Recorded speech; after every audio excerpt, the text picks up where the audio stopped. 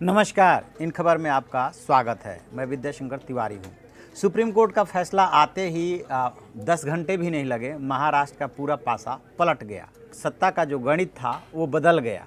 देवेंद्र फडणवीस ने इस्तीफा दे दिया। उसके पहले जो डिप्टी चीफ मिनिस्टर थे अजीत पवार, उन्होंने इस्तीफे का ऐलान किया था।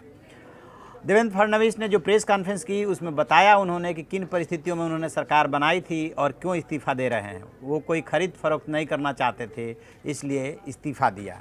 हालांकि उन्होंने ये नहीं बताया कि किस विश्वास से उन्होंने सरकार बनाई थी। अजीत पवार जब 54 विधायकों की सूची दे रहे थे तो उनके पास भरोसा करने का ऐसा कौन सा कारण था कि 54 विधायक उनके साथ हैं। बहरहाल राजनीति में ऐसा होता है। सबसे बड़ा जो सवाल है, ये जानने की उत्सुकता बढ़ती है कि आखिरकार सुप्रीम कोर्ट के फैसले के बाद और उससे पहले वो कौन कौन लोग थे जो पर्दे के पीछे से बड़ी भूमिका निभा रहे थे और कभी पर्दे पे नहीं आए और अजीत पवार को मनाया।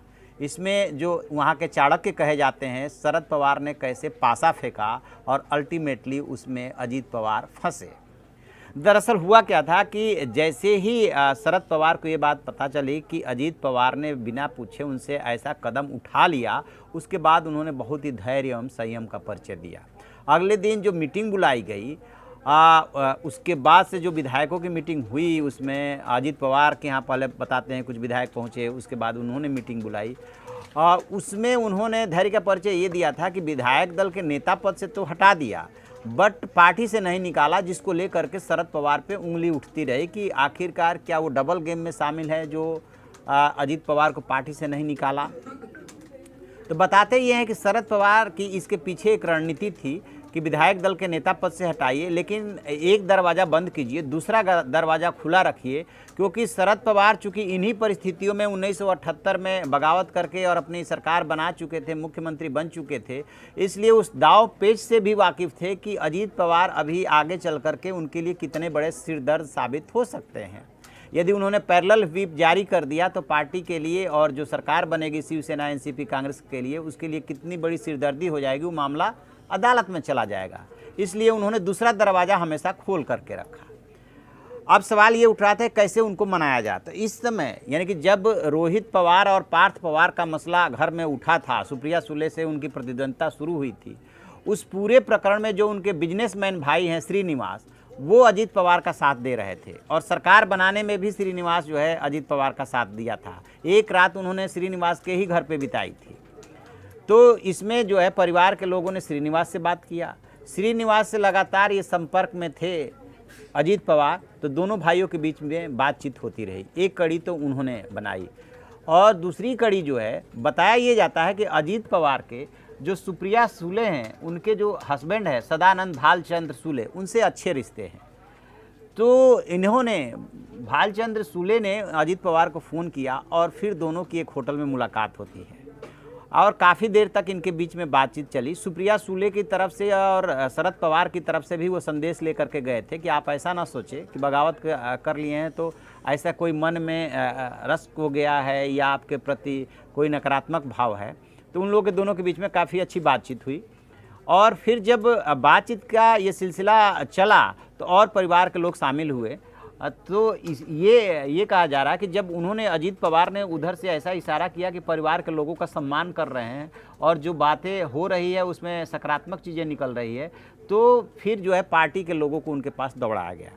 और उसमें आपने देखा होगा कि प्रफुल्ल पटेल, छगन भुजबल और दूसरे जो नेता थे धनंजय मुंडे, जिनके घर पे ये सारा सब लोग इकट्ठे हुए थे, वो जो है दिलीप पाटिल, ये सारे लोग उनसे मिलते जुलते रहे। मतलब कम से कम 5-6 ऐसे नेता रहे जो लगातार उनसे मिलते जुलते रहे।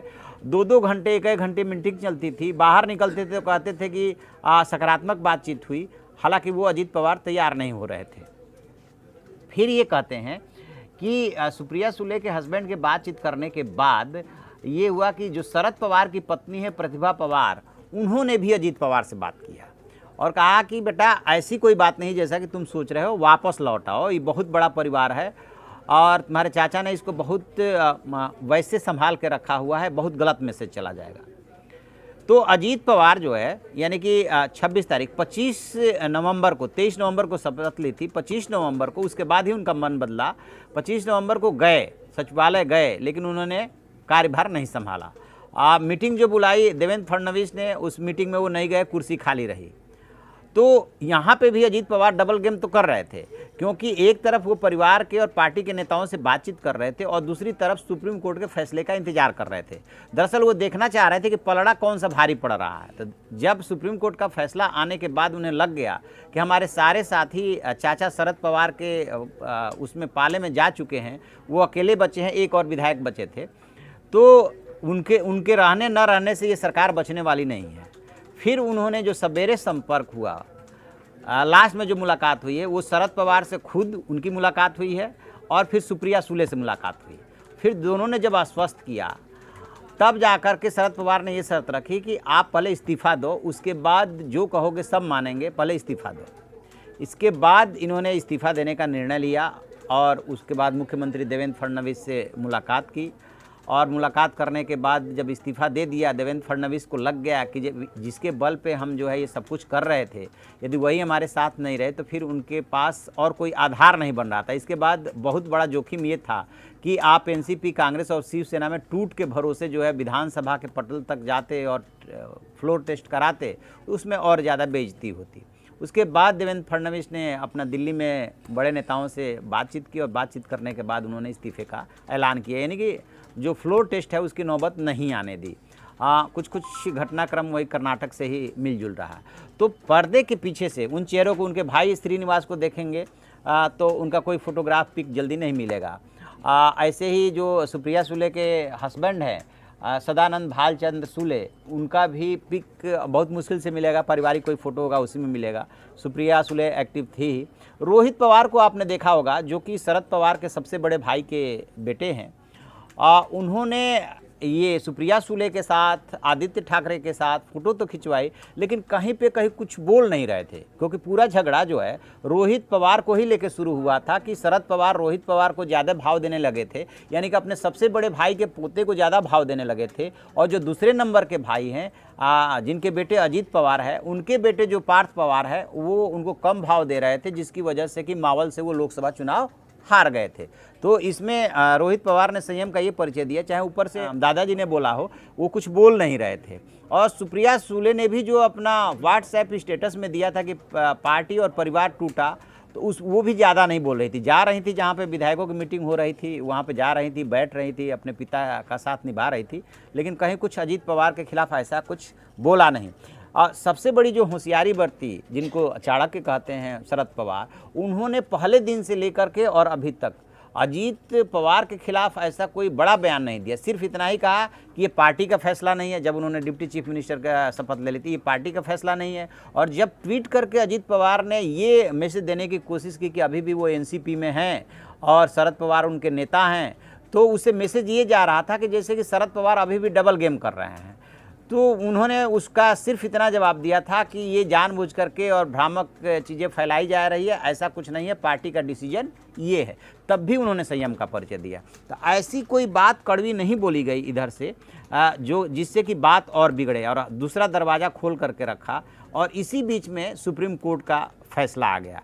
तो सुप्रीम कोर्ट के फैसले के बाद जो ये कहा जा रहा है कि सुप्रीम कोर्ट का फैसला आया और हमने रिजाइन कर दिया, इसमें उतने बात में दम नहीं है, क्योंकि सुप्रीम कोर्ट के फैसले से रिजिग्नेशन का कोई मतलब नहीं। रिजिग्नेशन का मतलब है तो संख्या बल से है। सुप्रीम कोर्ट ने तो ये कहा था कि आप फ्लोर पे जो है अपना बहुमत साबित कीजिए, तो वो बहुमत साबित करने की स्थिति में आप नहीं थे, इसलिए इस्तीफा दिया। तो इस तरह से कह सकते हैं कि अजीत पवार ने जो डबल गेम किया था, उससे उनको एक तरह से फ़ायदा तो हुआ है, क्योंकि शिवसेना सरकार में बेशक संजय राउत कह रहे हैं कि 5 साल के लिए शिवसेना का सीएम होगा, लेकिन ये भी हो सकता है कि आगे चल करके जो बातचीत फाइनल शेप लेगी, उसमें 2.5 साल का सीएम का पोस्ट जो है हो सकता है शिवसेना और एनसीपी में बंटवारा।